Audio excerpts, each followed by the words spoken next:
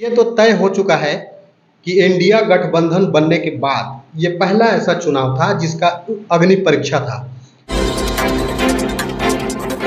नमस्कार, मैं विश्वनाथ प्रताप यादव और आप देख रहे हैं न्यूज बिहार नेशन। बिहार के पड़ोसी राज्यों में विधानसभा के उपचुनाव के नतीजे आने के बाद बिहार में किस तरह से सियासी हलचल है, जिसको जानने के लिए हमारे सहयोगी हैं बबलू सिन्हा जी। हम उन्हीं से जानने का प्रयास करें कि बिहार के पड़ोसी राज्यों में विधानसभा का जिस तरह से चुनाव का नतीजा आया है, इस पर बिहार में क्या असर पड़ने वाला है। देखिए, जिस तरह से उपचुनाव के नतीजे आए हैं, बिहार का सबसे सटा हुआ राज्य उत्तर प्रदेश है, जहाँ घोसी में चुनाव हुए और उपचुनाव के नतीजे सबको चौंका दिया। इसके बाद झारखंड, जो सबसे बिहार से अलग होकर झारखंड बना, और झारखंड सबसे क्लोज, जिसको कहते हैं भाई जैसा राज्य है, वहाँ का डुमरी विधानसभा का जो नतीजा आया है, और बंगाल का जो धूपगुड़ी का जो नतीजा आया है, उससे ये तो तय हो चुका है कि इंडिया गठबंधन बनने के बाद ये पहला ऐसा चुनाव था जिसका अग्नि परीक्षा था। तो कई जगह आप देखेंगे कि इंडिया गठबंधन के लोगों ने सहयोग किया, सपोर्ट किया।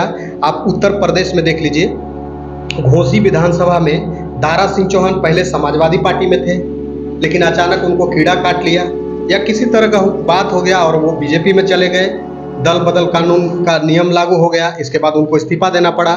तो दारा सिंह चौहान दोबारा उपचुनाव में बीजेपी के टिकट पर उम्मीदवार बनाए गए और उनको सुधाकर सिंह बुरी तरह हरा दिए।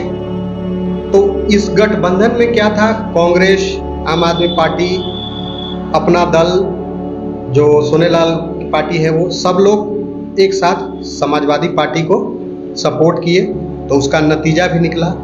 आप बंगाल उपचुनाव में देख लीजिए, बंगाल में भी बीजेपी के तापसी राय को हरा दिया। आप देखें कि इंडिया गठबंधन में, टीएमसी इंडिया गठबंधन में है, तो उनके पक्ष में गया है, तो जो सियासी बिसादें बिछने लगी है और उसका जो असर जमीन पर दिखाई देगा, पड़ोसी राज्यों के नतीजे बिहार में भी इसका असर दिखाई देगा। आने वाले लोकसभा चुनाव में इसका बहुत बड़ा असर होने जा रहा है। और चाचा भतीजा जो कहते हैं बीजेपी वाले, और भी जो कहा जाता है बिहार में चाचा भतीजा जो खेल कर दिए हैं, उसकी जो धुरी बनना है, जो इंडिया गठबंधन की धुरी बिहार बना है, क्योंकि बिहार से ही इसकी शुरुआत हुई। कांग्रेस जैसे बड़े पार्टी को नीतीश कुमार, लालू यादव जैसे बड़े चेहरे, बड़े पार्टी को इंडिया गठबंधन में शामिल किए। इसके बाद छोटे छोटे पार्टियों को मिलाकर जो गठबंधन बना, ये बहुत इसका असर दिखाई देना शुरू हो गया है। कई नेता नाराज भी थे, लेकिन फिर धीरे धीरे जो है मानकर सभी गठबंधन को सपोर्ट कर दिया। सभी नेताओं को धीरे धीरे एक जगह ला दिया गया है, और ये गठबंधन आने वाले समय में एनडीए गठबंधन को कड़ी टक्कर देगी। और आप नतीजे देखिए, बंगाल का जो नतीजा आया है, बंगाल में निर्मल चंद्र राय बीजेपी के तापसी राय को हरा दिए, बुरी तरह से हरा दिए। तो ये नतीजा क्या था। और वहाँ आप देखिए कि बीजेपी के अलावे और भी पार्टियां चुनाव में थी। यूपी में तो कोई नहीं था, सीधा टक्कर था, लेकिन वहाँ पे लेफ्ट के उम्मीदवार भी थे, वो भी चुनाव लड़ रहे थे, तो टीएमसी वहाँ जीती। इसके बाद आप डुमरी में देख लीजिए, जेएमएम के वहाँ उम्मीदवार बेबी देवी को जीत हुई। तो आप इस गठबंधन, जो इंडिया गठबंधन बना है, ये पहला मौका था, इनकी अग्नि परीक्षा थी, और इसमें इंडिया गठबंधन सफलता पाया। और बिहार में इसका असर, बहुत बड़ा असर देखने को मिलेगा।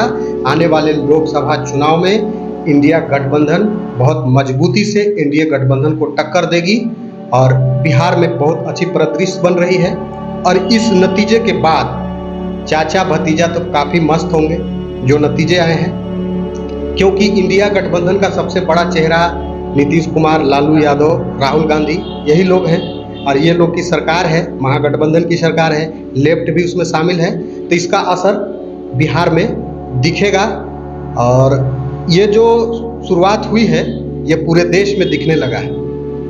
बीजेपी पर क्या असर हो रहा होगा? 3 राज्यों में चुनाव होने के बाद बीजेपी जिस तरह से बुरी तरह से हारी है, जिसके बाद क्या करना चाहेंगे? अभी तो राजस्थान, मध्य प्रदेश और छत्तीसगढ़ के जो चुनाव होंगे, उसका भी नतीजा सामने आएगा। उसके बाद हम लोग इस पर चर्चा करेंगे कि बीजेपी का क्या असर होने वाला है। लेकिन जनता जो है अब अलग तरीके से वोट कर रही है, और ये गठबंधन जो इंडिया गठबंधन बनाम हाँ, यही कुल मिलाकर अभी जो उपचुनाव के नतीजे बीजेपी वालों को इंडिया भी खटकने लगा। विपक्ष ऐसा आरोप लगा रहा है कि आने वाले जो स्पेशल सत्र बुलाया गया है उसमें नाम बदला जाएगा। बताइए, स्किल इंडिया, डिजिटल इंडिया, खेलो इंडिया, सबका नाम बदला जाएगा। तो सबका नाम बदला जाएगा। अब आरबीआई है, रिजर्व बैंक ऑफ इंडिया, तो उसका भी नाम बदला जाएगा। तो भारतीय रिजर्व बैंक ऑफ भारत रखा जाएगा क्या?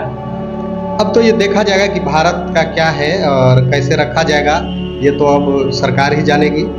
लेकिन आपका कहना है कि जिस तरह से बिहार के पड़ोसी राज्यों में विधानसभा के उपचुनाव का नतीजा है, जिसके बाद बिहार में सियासी हलचल तेज हो गई है। सियासी हलचल तेज होना है, ज्यादातर सीटें हिंदी राज्यों से आती है।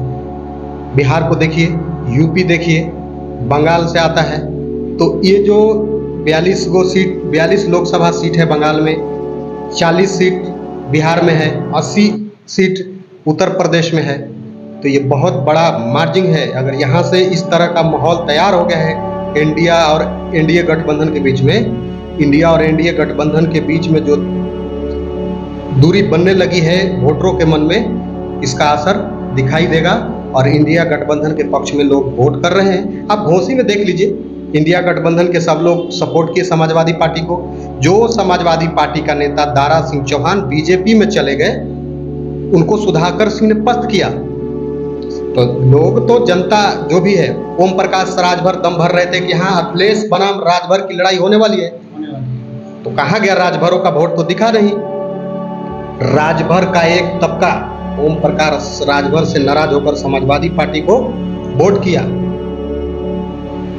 तो ये आते रहेंगे जाते रहेंगे दल बदलू लोग, और इससे कोई फर्क नहीं है। जो गठबंधन की सरकार है बिहार में, उसका फायदा आने वाले चुनाव में होगा।